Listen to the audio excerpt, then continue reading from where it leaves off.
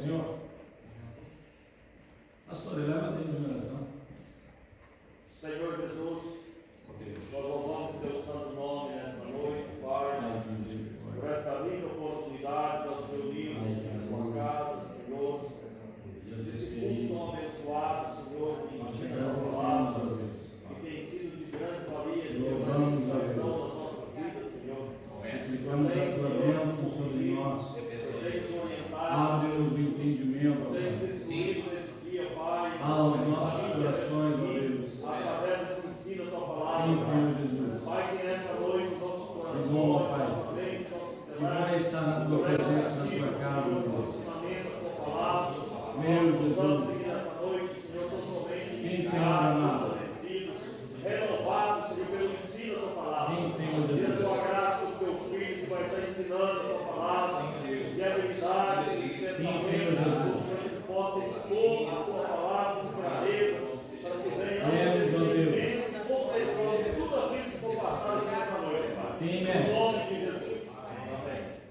Amém. Amém e amém.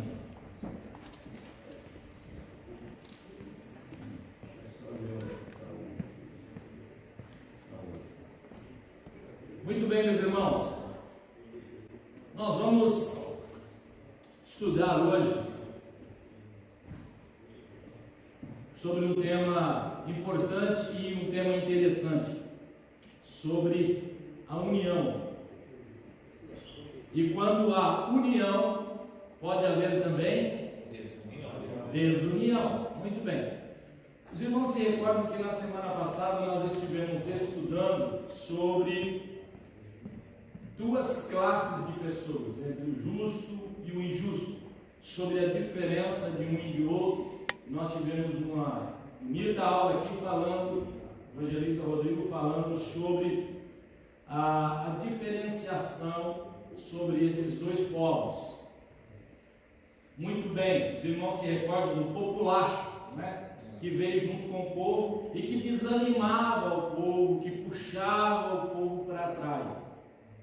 Hoje, dentro dessa lição, no que se tange à área social, nós vamos estudar sobre união e desunião. Muito bem, as causas da desunião devem ser evitadas. E nós vamos ver algumas coisas muito interessantes nessa lição.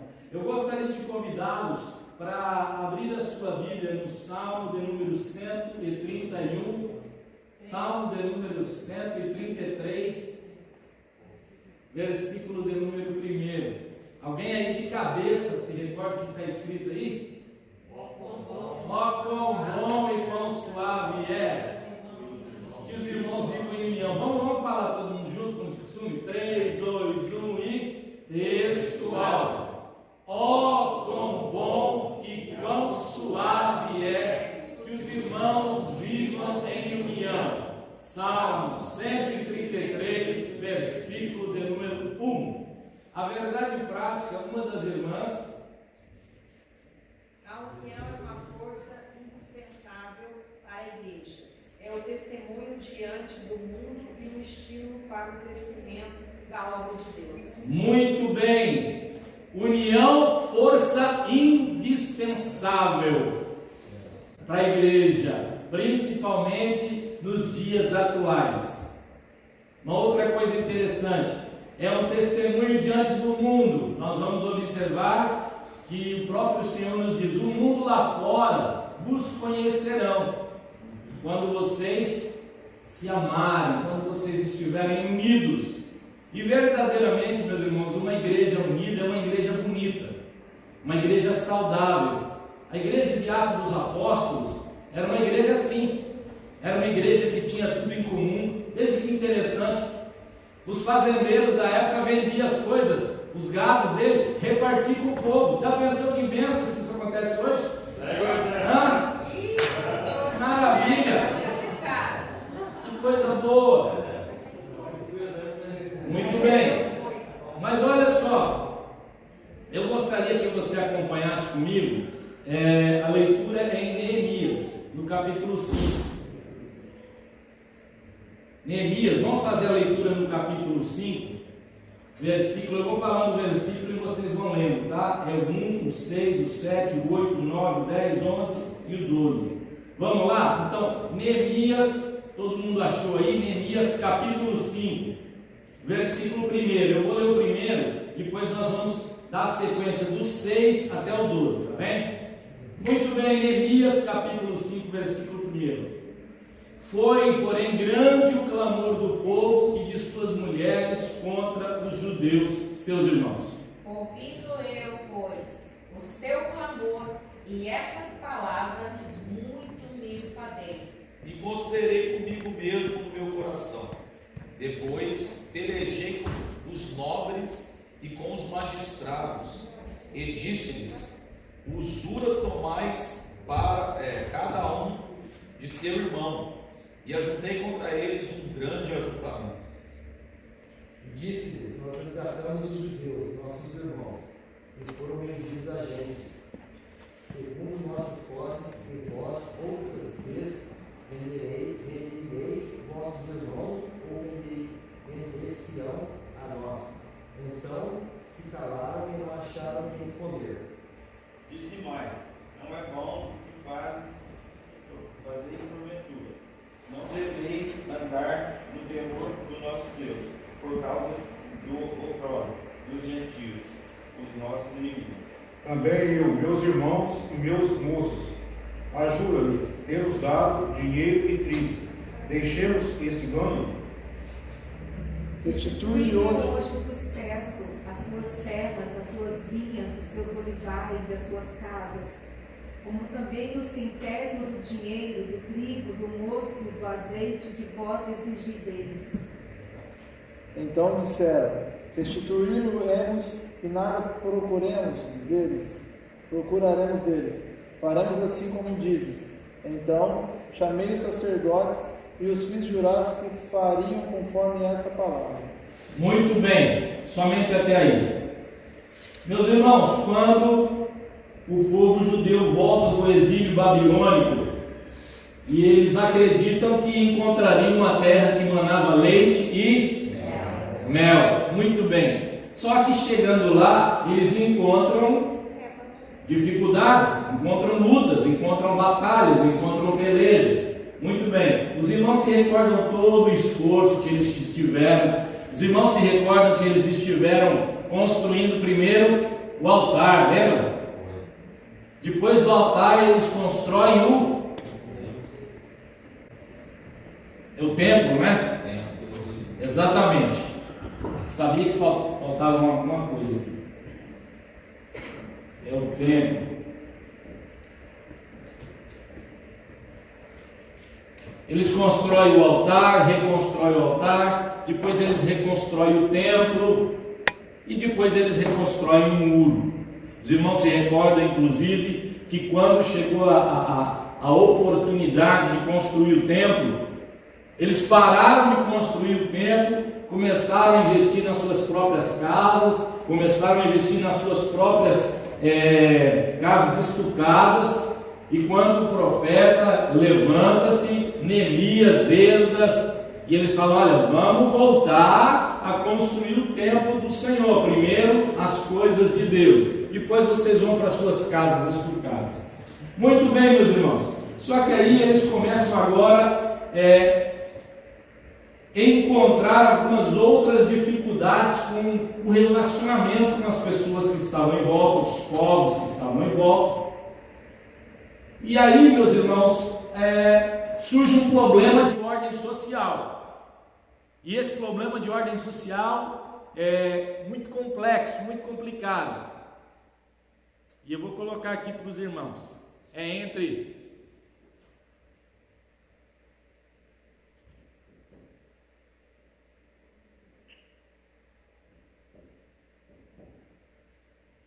os pobres e os ricos. Irmãos, essas duas classes de pessoas, o próprio Jesus disse: vocês vão sempre ter os pobres. E certamente onde tem pobre também tem ricos. Começou a haver um problema, uma dificuldade, e é sobre isso que nós vamos estudar nessa noite. Nós vamos falar primeiramente no ponto 1 sobre a união que caracterizava os judeus libertos do cativeiro. Qual era a base dessa união? Muito bem. Todos eram o mesmo povo e confessavam a mesma fé num único Deus verdadeiro. Todos haviam experimentado o despertamento e havia sido iniciado por Ciro. Todos haviam cooperado ativamente para a restauração da cidade. Enfim, o povo, meus irmãos, principalmente o povo judeu, era um povo separado, era um povo diferente. O próprio Deus, ele chama Abraão e diz: Abraão, ó, sai do meio da tua parentela, vai para uma terra distante, longínqua, que eu te mostrarei, e eu farei de ti uma nação diferenciada. É um povo diferente. Os judeus até hoje, eles têm uma disciplina em não se separar. Não é igual aos brasileiros. Os brasileiros se mixigenaram. Ou seja, você olha no brasileiro e você vê uma mistura de raças. É o mulato, é o branco, é o japonês. O brasileiro se miscigenou. Mas os judeus, meus irmãos, eles conservam muito a tradição. E aí dá-se a sequência. A união entre os judeus simboliza a união que deve também haver dentro da igreja. Eu gostaria que um dos irmãos lesse para mim Gálatas no capítulo 6, versículo 16. Gálatas, capítulo 6, versículo 16, por favor.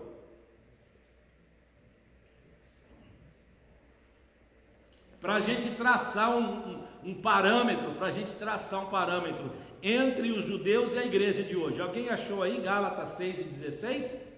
E a todos quantos andarem de conformidade com esta regra, paz e misericórdia sejam sobre eles e sobre o Israel de Deus. Muito bem, queridos, nós somos agora considerados Israel de Deus. Gente, não esqueça isso.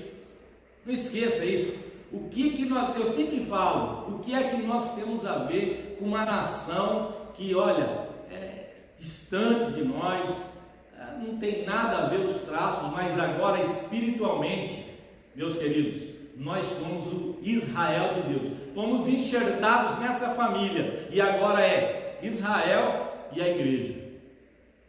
Agora veja que interessante, meus irmãos, na igreja há muitas coisas unificantes, ou seja, todos nós experimentamos o novo nascimento, todos nasceram de novo, e todos aqueles que nasceram de novo amam os que são nascidos por Ele. Todos na igreja são aproximados uns dos outros, porque Cristo derrubou o muro da separação, ou seja, agora nós somos um em Cristo, nós somos uma família espiritual e, por que não dizer, material. E eu vou dizer uma coisa para os irmãos, prestem atenção no que eu vou dizer. Você e eu, nós temos uma vantagem sobremaneira na nossa igreja, nessa nação.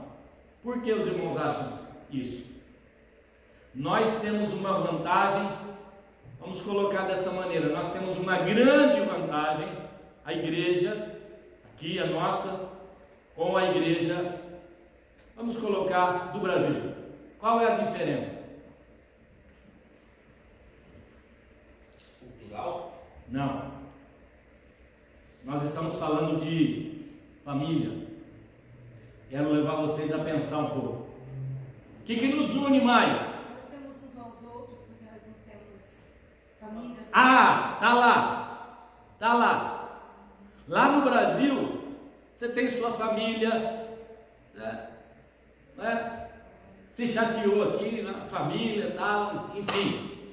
Aqui não. Aqui nós quase que dependemos emocionalmente um dos outros. Os laços que nos unem são mais fortes. Por quê? Porque a gente se considera mais família. Eu estou errado no que eu estou falando ou alguém discorda? Sim, nós nos consideramos mais. E a Bíblia chega até a dizer que há amigos mais chegados do que irmãos de sangue. Pois não. E na verdade nós nos ajudamos mais do que em família, muitas famílias, né? Sim. Nos ajudamos mais. Os domésticos da fé, a Bíblia fala sobre isso. Porque às vezes dentro da família não se ajudam tanto como nós. Um tem um problema, Inclusive na pandemia, eu achei interessante isso. Os irmãos demonstrando carinho, demonstrando amor um pelos outros, correto? Então nós temos essa vantagem que nós aqui ficamos com o nosso emocional mais sensível. E aí nós nos unimos mais em família. E isso é bom, irmãos. Isso é muito bom. É excelente. Porque nós aprendemos a valorizar o que é a família de Deus. Eu não sei se você tem alegria de chegar aos domingos de manhã, ou se não a chegar aqui na escola bíblica e você vê um ou outro. Tem hora que você sente a falta de um irmão. Cadê o irmão que faz tempo que não aparece? Cadê o irmão que faz tempo que, não é?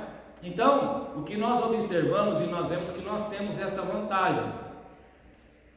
A igreja de Cristo, família de Deus. Uma outra coisa, meus irmãos, que nos une tal qual os judeus. Gostaria que um dos irmãos lesse para mim em Gálatas capítulo 3, versículo 28. Gálatas 3 e 28, e essa parte é importante. Não há judeu, nem grego, escravo ou livre, homem ou mulher, porque todos vós sois um em Cristo Jesus. Leia por favor novamente. Não há judeu, nem grego, escravo ou livre, homem ou mulher, porque todos vós sois um em Cristo Jesus. Então, irmão Júnior, está escrito aí que não depende de nível social, não depende de nível cultural e nem de onde você é. E nós somos um em Cristo Jesus. Que coisa maravilhosa, meus irmãos, a gente entender isso. Não tem aquele que é maior, e nivela todo mundo aqui, ó. É lógico que tem alguns que, saem da média. Fazendeiro, camarada tem muito gado, então a gente não pode chegar, fica longe, é distante, mas a gente considera irmão mesmo, não tem problema, não é? Fica longe. Os carioca também, fica longe, mas a gente considera tudo irmão, põe na mesma panela e tudo bênção, coisa boa, meus irmãos. Semana passada foi ensinado para ficar longe desse povo. Pois não. Independente da religião também? Opa! Olha lá o que o irmão falou. Queridos, nós estamos falando da unidade dentro do corpo de Cristo. A Bíblia fala o seguinte: qual é a união que pode haver entre a luz e as trevas? Entre aquele que serve ao Senhor e aquele que não serve. Então nós estamos falando do corpo de Cristo. Nós estamos falando daqueles que pertencem à família de Cristo. Agora, se eu pegar vamos colocar em questão denominacional, se eu pegar um batista, um crente da Batista, um crente presbiteriano, eu posso considerar eles como da família de Cristo, como sendo os nossos irmãos? Sim. Então, nós estamos falando do corpo de Cristo. E aí, se a gente pegar um camarada, eu não vou nem citar aqui, uma outra religião, e aí a gente pode colocar ele também nessa mesma família, preocupante. Aí não pode, aí há uma separação. É quase como se dizer dois deuses diferentes. Tem um amigo congrego que chama de primo. Primo. É o primo.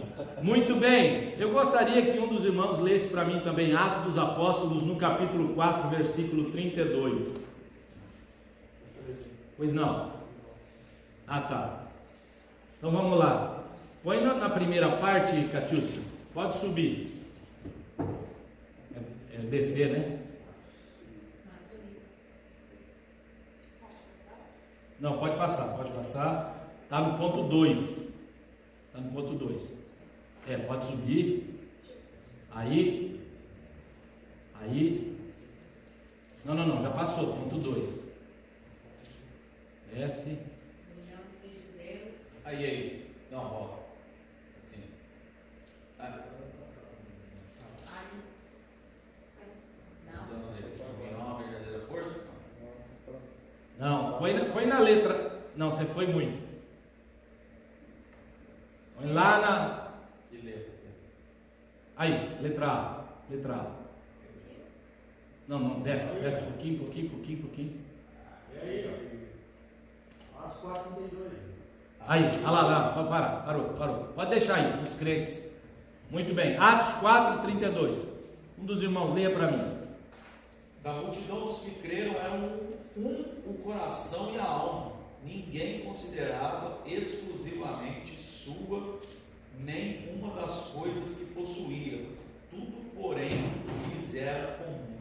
Olha só que interessante, meus irmãos. Logo após o Espírito Santo, o que nos une é o Espírito Santo de Deus. Sabe por quê? Porque todos nós temos diferenças. E até mesmo dentro da igreja existe diferença de opinião. Mas o que nos une em Cristo é o Espírito Santo de Deus. E Ele que revela que nós somos filhos de Deus e irmãos entre nós. O Espírito Santo de Deus. Tá? Então, em Atos dos Apóstolos, Lucas nos mostra que o coração e a alma do povo era uma. Andavam para um bem comum, trabalhavam dentro de um mesmo pensamento. Quando a igreja vive cheia do Espírito Santo, a união funciona em sua plenitude. Muito bem, os crentes sentem apoio espiritual para a sua vida. Só deixa a gente ver a parte de cima ali. Aí, ó. Os crentes sentem apoio espiritual para a sua vida. Que riqueza é chegar na igreja e encontrar um ambiente fraternal e a união que predomina entre os irmãos. Que bênção é quando você tem uma igreja que trabalha e pensa unida. Não há rivalidade. Mas deixa eu lhes perguntar algo. Se de repente eu tenho uma ideia, eu tenho uma noção de alguma coisa, e o meu companheiro aqui tem uma outra noção, isso nos torna rivais? Sim ou não? O que os irmãos acham? Não torna rival. E como nós resolvemos isso? Porque ele pensa de um jeito e eu penso de outro. Como é que funciona então isso? Consenso com a maioria. Olha lá, o pastor disse que vence a maioria. E se a maioria estiver errada? Vamos para a prova do crivo. Muito bem. E qual seria a prova do crivo, meu irmão? Palavra de Deus. Irmãos, eis aqui a santa e inerrante palavra de Deus. Alguém acredita que esse livro precisa de atualização? Não. Tem alguém aí dizendo que a palavra de Deus é arcaica. O seu texto está desatualizado. Que existe 2 ou 3 versículos aí que condena algumas práticas, né, que andam fazendo por aí, e os textos estão desatualizados. Meus irmãos, que tristeza, que fraqueza de contexto bíblico. A Bíblia permanece inerrante e imutável, não sofre nenhuma transformação, e o seu conteúdo e a sua essência permanece o mesmo. Isso é o hedonismo, né, pastor? Hedonismo, ou seja, pegar o homem e projetar o homem, Fazer com que a Bíblia se encaixe no homem, quando na realidade somos nós que temos que tirar a nossa aresta. Muito bem, o irmão é carpinteiro, não é? Muito bem, quando o irmão precisa projetar algo dentro de um lugar e aí não entra, o que o irmão faz? Uma madeira, tira as arestas. Muito bem colocado. Eu e você precisamos tirar as arestas do nosso caráter, as rebarbas do nosso caráter. Isso significa que nós temos que enquadrar-nos à palavra e não a palavra se enquadrar em nós. Ficou claro? Coisa boa. Muito bem. Que bom é você chegar e ver um ambiente de união. Um ambiente em que você se sente bem. E o crente tem, meus irmãos, essa característica. O crente precisa ter essa característica. Principalmente, o nosso pastor sempre fala, quando nós vamos ter alguma festa aqui, alguma coisa do gênero, ele fala, pessoal, principalmente o pessoal da portaria, saiba recepcionar as pessoas. Mostre o amor de Deus ali na portaria já. Eu me recordo, e isso eu achei interessante da parte dele, uma pessoa muito querida nossa, nosso querido irmão Crispim. O irmão Crispim passou uma etapa que ele precisou acertar os dentes. E aí, ele teve que arrancar os dentes. E tirou para colocar, a menininha gostosa, para colocar os dentes postiços. E aí, ele chegou para mim e falou assim: pastor, eu não vou poder atender na porta por um período de tempo, até eu regularizar os meus dentes. Eu falei: mas por que, Crispim? O que aconteceu? Ele falou: pastor, o senhor já pensou? Fica meio chato, né? Eu chegar lá na frente e a pessoa vir e eu dar um sorriso para ela, faltando os dentes na frente. Fica meio esquisito, né? Então deixa eu acertar primeiro os meus dentes. Mas eu achei interessante o cuidado, meus irmãos. Você já pensou se chegar não tem nada contra, não é? Mas você já pensou se chegar numa igreja e você vai, primeiro irmão que você vai saudar, lá tem uma janela assim, oh, irmão, essa igreja não tem condição de ajudar o irmão aí com uma dentadura, gente. Enfim, é lá na portaria, né? Um lugar fraterno, onde você se sente bem. Irmãos, eu não sei se vocês já ouviram, eu não sei.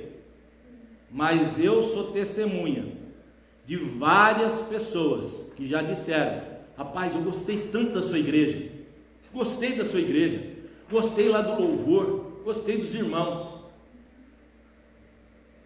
Um ambiente aconchegável, não é?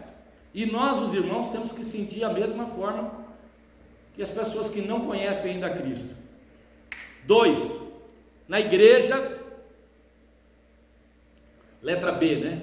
Na igreja, levamos as cargas uns dos outros. Opa, isso é uma realidade, sim ou não? Sim.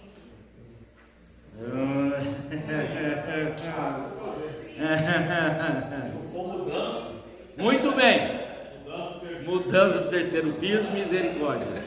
Irmãos, eu vou dizer uma coisa para vocês.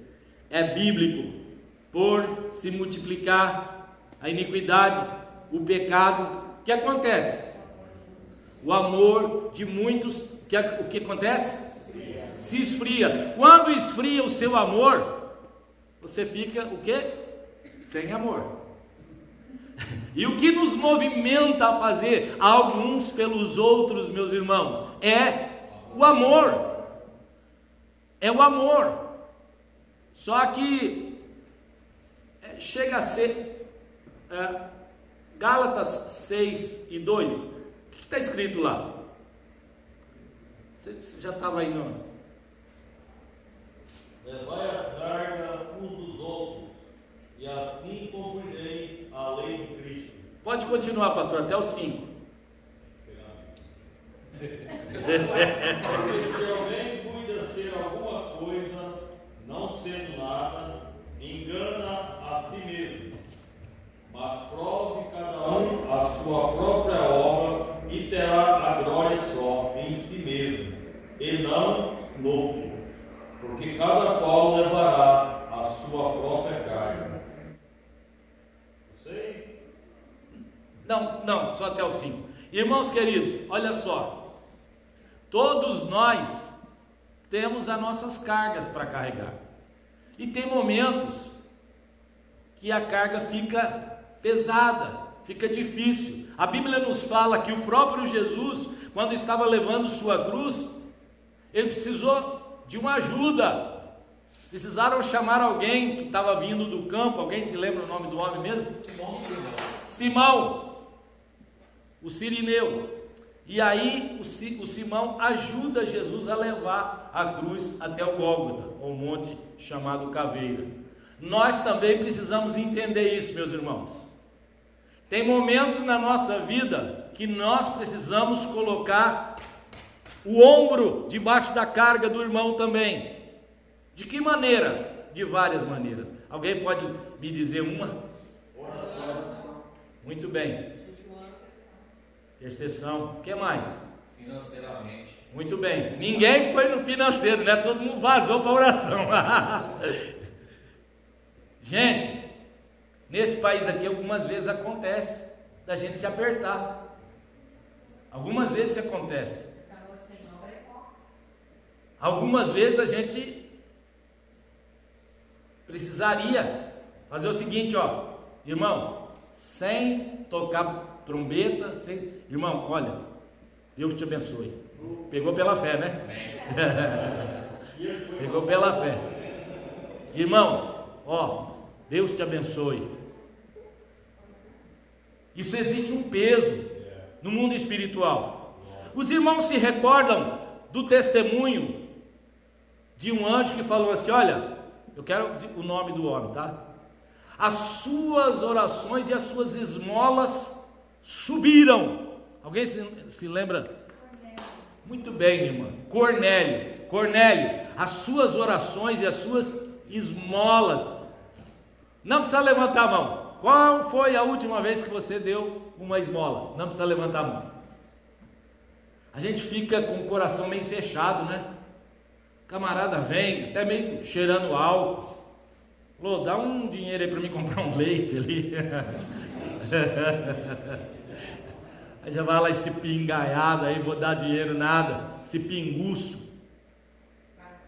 Oi. Se engana. Sabe por quê? Porque eu fui futsal essa semana passada. Eu tinha um rapaz na porta. Ele perguntou para mim, pediu para mim assim, você tem 50 centavos? Aí eu disse, para que você quer 50 centavos? Né? 50 centavos, o que ele poderia comprar por 50 centavos? Mas eu junto com esse aqui que eu tenho aqui, eu quero comprar um suco. O suco que eu gosto de tomar. Eu falei, e aí dentro tem esse suco? Ele falou, não tem. Eu falei, então vem comigo.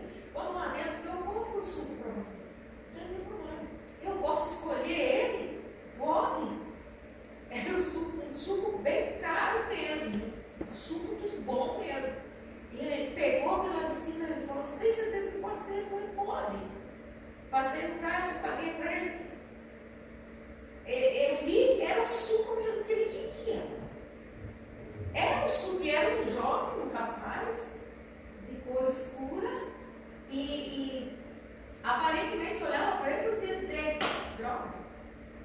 E a irmã comprou o suco. E eu comprei o suco para ele. Maravilha! Já ganhou o galardão. Vamos lá. Não, eu entendi a colocação da irmã.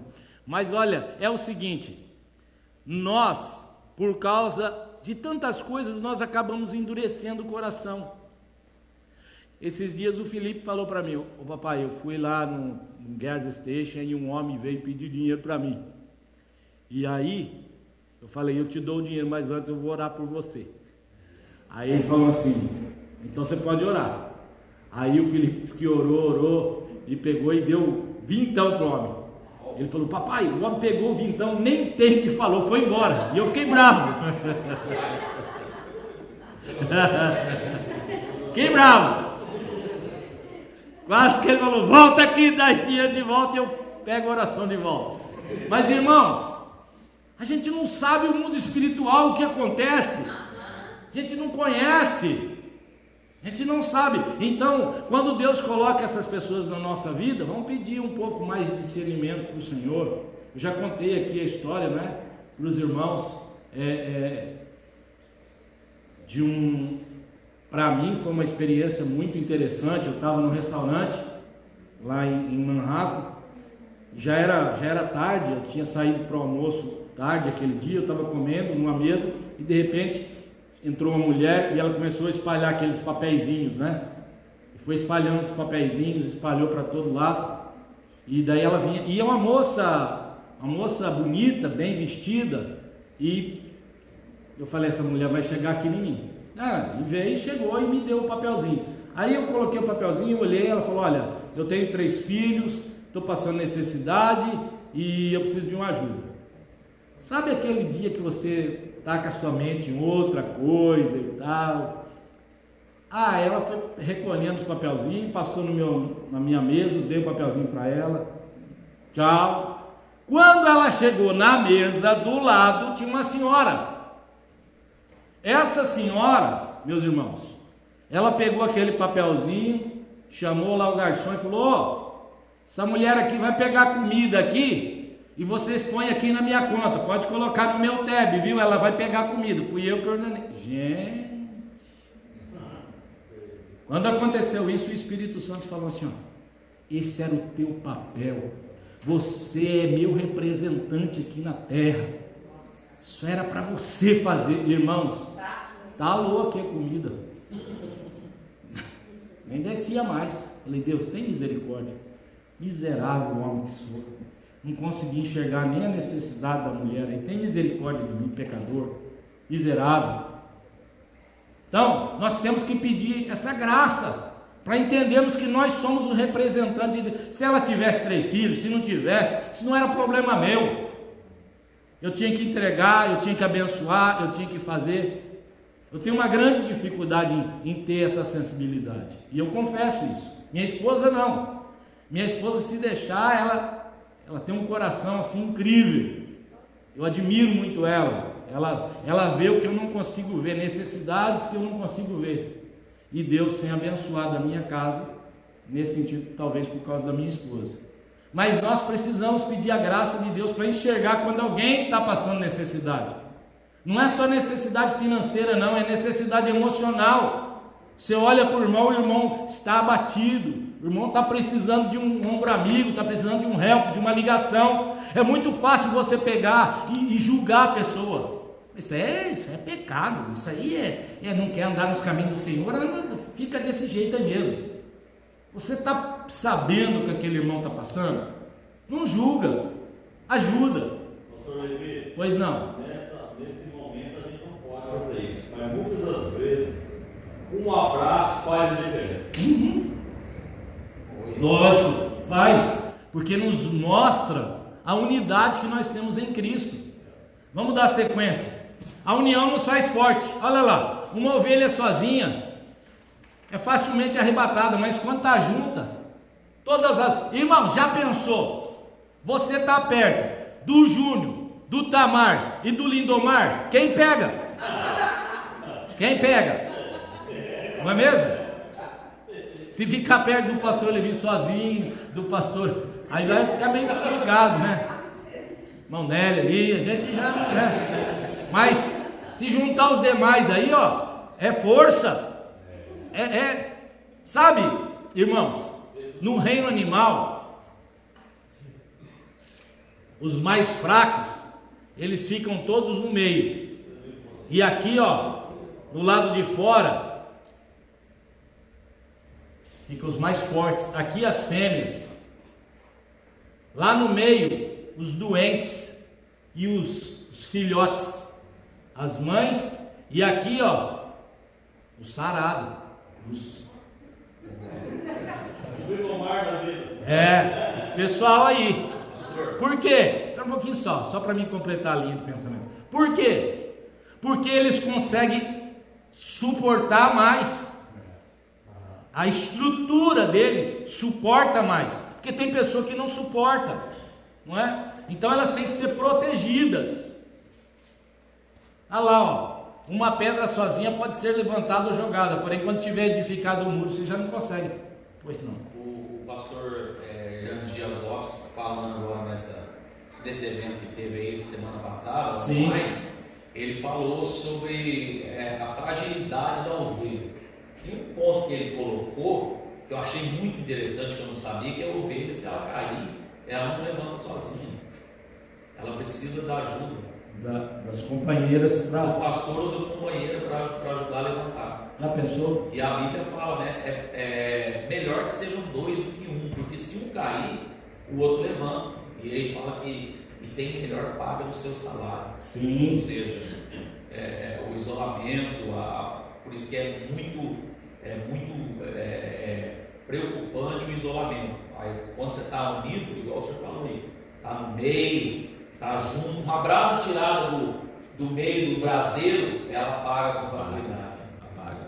Irmãos, um dos graves problemas hoje da sociedade é a depressão. A depressão, ela faz com que a pessoa se isole. E o isolamento é algo muito sério. A pessoa não quer ver ninguém, não quer falar com ninguém, ele se isola. Eu me recordo que quando Rodrigo passou por essa experiência, né, Rodrigo? Tinha muita gente ali do seu lado, né? Tentando te auxiliar de alguma maneira ou de outra, porque nós precisamos, é nessa hora que a gente precisa de, principalmente no âmbito emocional, precisa de pessoas, precisa de carinho. Muito bem, pode passar. Uma igreja que vive em união tem um testemunho maravilhoso, sem dúvida nenhuma. Pela união, o mundo conhecerá também os verdadeiros discípulos do Senhor Jesus. É aí que João fala, olha, quando vos amardes uns aos outros, o mundo conhecerá que vocês são realmente filhos de Deus. Pode passar. Para um pouquinho só aí. Foi por causa da união em que os judeus, numericamente inferiores aos seus inimigos, conseguiram construir o templo e também os muros da cidade. É lógico que não foi somente por causa disso, mas foi por causa disso. É lógico que a mão do Senhor teve amparando, teve sustentando eles, não é? Mas a união, meus irmãos, ela consolida planos e realizações. Suponhamos que o nosso pastor tiver uma ideia, tiver um projeto da parte de Deus, ele não consegue desenvolver sozinho, ele vai precisar de auxiliadores, de pessoas que lhe tragam não só a sua mão de obra, mas motivação.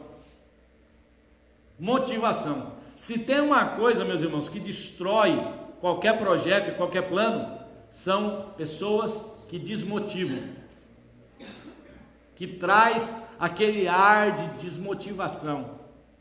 Era isso que eles faziam na construção dos muros, meus irmãos. Procurava desanimar o povo. Mas nós precisamos de ser motivadores. Muito bem, eu vou dar só uma passada aí no subsídio. Pode subir. Subsídio de idade, pode subir. Subsídio, aí. Pode parar aí. Muito bem. A palavra é comunhão. Comum, ou seja, koinonia, koinos, unidade. É isso, meus irmãos, que a igreja tem que estar centralizada e abalizada. Muito bem, pode subir. Parte A. A parte que alguém tem em algo, participação, companheirismo, reconhecido e desfrutado. Veja que interessante, meus irmãos.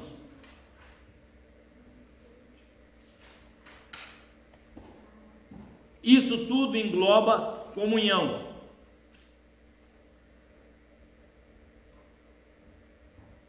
Acerca das experiências e interesses comuns dos cristãos, da participação no conhecimento do Filho de Deus. Pode passar para a parte B e eu vou traçar um ponto aí que eu gostaria. Companheirismo manifesto em atos. Os efeitos práticos do companheirismo com Deus, realizado pelo Espírito Santo na vida dos crentes em resultado da fé. Irmãos, uma das coisas interessantes que nós aprendemos na unidade é os testemunhos. Testemunhos.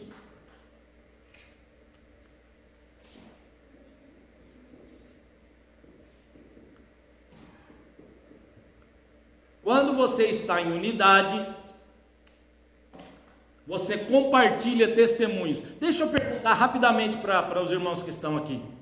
Você, na sua vida de cristão, você tem um testemunho para contar? Pelo menos umzinho. Você tem? Você tem um testemunho para contar? Eu acho que todos nós aqui temos pelo menos umzinho para contar. E eu me recordo que eu ainda muito jovem, tinha uns 10 anos, quando numa classe da escola bíblica dominical, o nosso pastor pergunta: tem alguém aqui que já recebeu uma bênção de Deus, um milagre de Deus, alguma coisa? E eu me recordo que todo mundo levantou a mão. Uma prova que eu fiz na escola, eu fui curado de uma enfermidade. Mas teve uma moça lá, que ela falou: pastor, não recebi nada não. Recebeu não? Está igual ao irmão do filho pródigo. Recebi nada não. Tem certeza, filha? Não, mas nada, nadinha. Não. Irmãos, o pastor falou para ela: minha filha, seu sorriso é muito lindo, você tem uns dentes muito bonitos. Isso aí é graça de Deus, sabia? Isso aí é bênção de Deus na sua vida. Talvez você não entenda que isso é bênção de Deus na sua vida, mas você tem saúde. Só de você ter um sorriso lindo assim, Deus te agraciou com dentes tão bonitos, né? E aí começou, e foi. Deus te agraciou com uma família, Deus te agraciou com um corpo perfeito. Irmãos, quando ele acabou, deu vontade de chorar. Falei: para, pastor, senão o senhor mata ele, mata nós também. Porque algumas vezes nós não damos conta de tão abençoado que nós somos. Não, eu só sou abençoado quando o Senhor abrir a porta daquele emprego. Eu só sou abençoado quando Deus abrir a porta daquela casa, ou abrir a porta dos papéis. Irmãos, isso é secundário. Eu estou assim, muito comovido dentro de mim, porque eu estou vivo. E eu tenho observado, meus irmãos, que muitas pessoas não se deram conta da pandemia que passou. Não deram conta. No começo da pandemia, ficava lá atrás da porta olhando: será que o vírus vai bater no portão hoje? Meu Deus, tinha medo. Tinha medo. Mas depois, isso aí passou, já foi, vamos para frente. Não se deu conta que nós somos sobreviventes. Vocês, cada um de vocês e eu, nós somos sobreviventes de uma pandemia que matou milhares e milhares de pessoas, por que não dizer milhões, e nós estamos vivos aqui. Pois não, meu irmão? Lá em casa tem uma porta que quando eu abro cai bastante coisa. É, né? É a porta do Tupperware.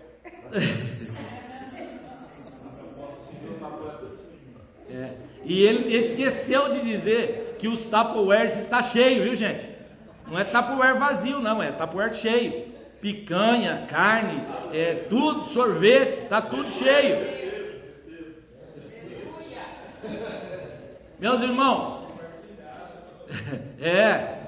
tem as datas, o que é. Segunda-feira eu compartilhei com os irmãos que foi de oração, e esse irmão tocando o assunto agora, ele ouviu: bendiz a minha alma ao Senhor e não esqueça nenhum dos seus benefícios. A gente dá graça ao Senhor pela nossa visão, sim, pelas nossas mãos perfeitas, pelas nossas pernas perfeitas, pelo ar que nós respiramos, pela saúde que o Senhor nos dá. Irmãos, nosso pastor sempre fala esse negócio de ar que respira, pelo ar que respiramos. A gente quase que nem dá bola. Pastor, pelo ar.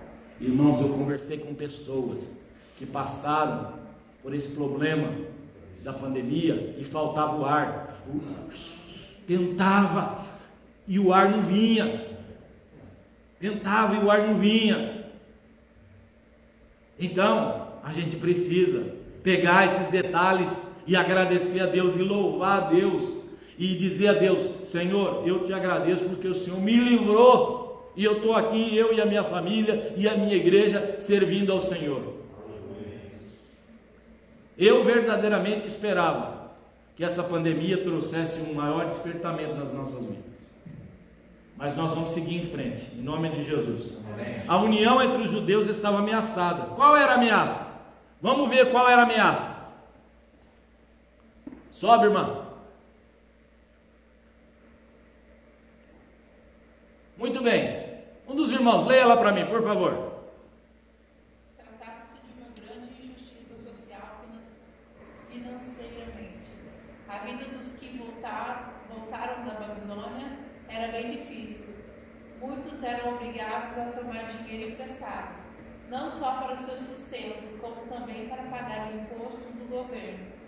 Tomavam emprestado dos seus irmãos mais ricos, os quais cobravam juros altos, até mesmo com usura. Ou seja, interest. Quando os mais pobres não conseguiam pagar os empréstimos tomados, os irmãos mais ricos executavam as dívidas, tomando as casas, as terras e até mesmo os filhos dos filhos e as filhas Dos dos devedores. Isso foi causa de grande clamor entre os judeus. Este assunto chegou ao conhecimento de Neemias, o qual ficou muito enfadado. Muito bem. Irmãos, olha só o que aconteceu. Quando o povo volta, tem sempre os... Mas tem os ricos também. Aí, irmão Rodrigo, a gente não conseguia pagar as dívidas, tinha que ir lá no fazendeiro.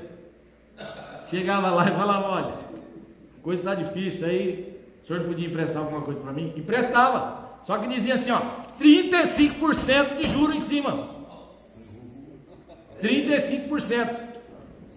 O irmão falou, vai tá louco. Vai tá louco, 35%. Eles falam que quando empresta você não pode contar dinheiro, não é? Emprestou para Deus. Só que, veja bem, meus irmãos, como os pobres não tinham como pagar no momento de quitar a dívida, eles falavam, então, dá a sua casa. Quando não tinha casa, então vou levar os seus filhos como escravo, para trabalhar na minha casa, de empregado. Já pensou isso? Dentro da congregação judaica, dentro do povo de Deus. Irmão.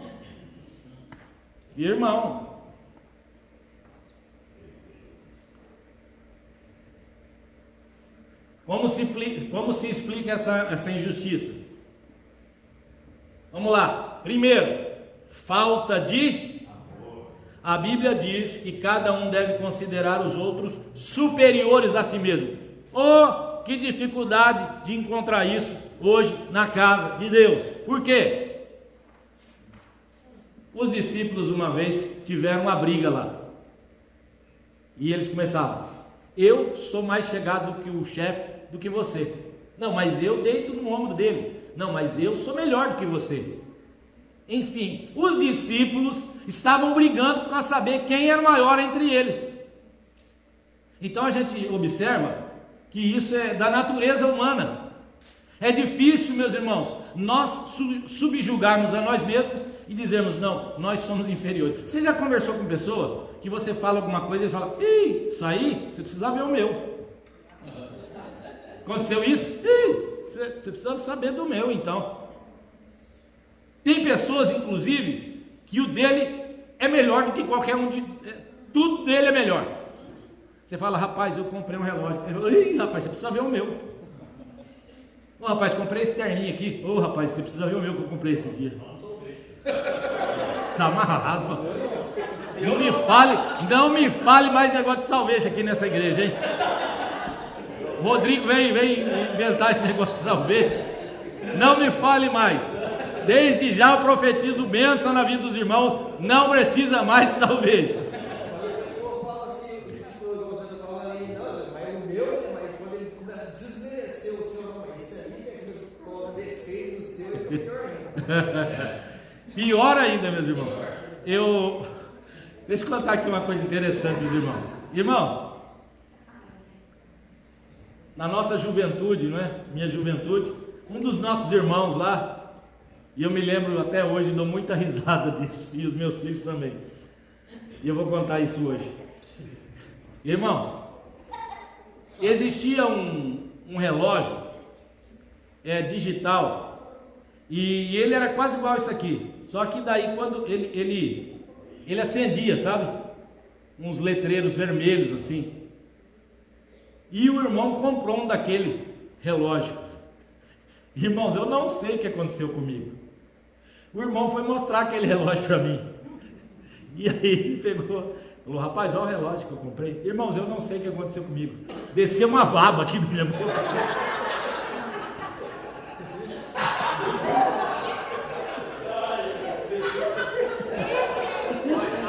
Eu não sei o que aconteceu. Eu babei. Ele falou, rapaz, você gostou mesmo do meu relógio? Rapaz, não sei nem o que aconteceu.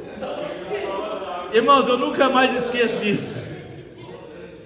Eu nunca mais esqueço disso. Até hoje, eu dou muita risada ainda quando eu lembro desse episódio. Foi um desconcerto aqui no maxilar. Desceu aquele fio de baba assim. O irmão falou, nossa, você gostou mesmo, hein? Exatamente, chegou a babar no meu relógio. Aí, meus irmãos, a Bíblia fala que nós precisamos considerar os nossos irmãos superiores, né? Quando for você chamado para uma festa, geralmente, né, o irmão é chamado para uma festa, você nunca ocupe um lugar de honra. O próprio Jesus ensinava isso, porque talvez vai chegar alguém superior a você, e daí o mestre da casa vai falar, ó, por favor, saia aí do lugar, porque outro precisa sentar no seu lugar, aí você vai passar vergonha, é melhor você sentar lá atrás. E eu já vi isso acontecer, meus irmãos, na igreja, no púlpito. A pessoa chega, uma fileira de pastores, o camarada quer sentar lá do lado do pastor. Aí chega outro mais importante que ele. Aí chega, irmão, sai daí, move.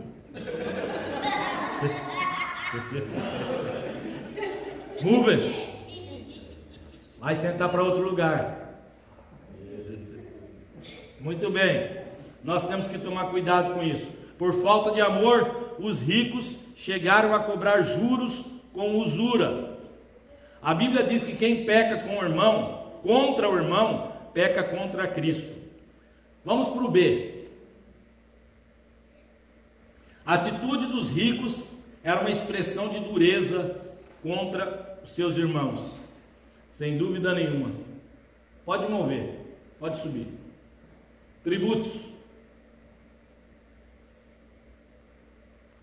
Sobe. Opa, passou. O rei persa cobrava 200 milhões em ouro, moeda persa, não é? Os irmãos já pensaram o tanto para aquela época? Criava lingotes de ouro e era anualmente cobrado. Isso era cobrado dos judeus. Os judeus tinham que pagar os seus impostos até atingir aquela soma lá. Pode passar para o ponto 3, para nós já finalizarmos.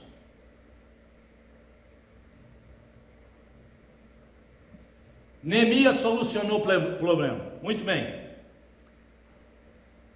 Neemias convocou um grande ajuntamento, reuniu o povo e lembrou a todos os irmãos mais pobres que os irmãos mais pobres estavam sendo literalmente escravizados pelos mais ricos. Ponto 2. Neemias fez uma proposta conciliadora. Deixemos esses ganhos, restituí-los hoje. Neemias inclui-se na proposta. Ele e seus auxiliares haviam emprestado a juros. Olha aqui, ó, até o pastor emprestou a juros. É interessante, mas não com usura, não é? Neemias estava disposto a não receber os juros. Irmãos, deixa eu fazer uma pergunta para os irmãos. Emprestar dinheiro com juros é errado? Hein? O que os irmãos acham? Depende de como vai pagar.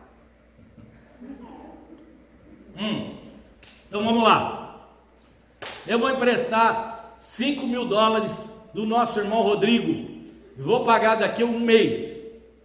Cash. Pode ser cash.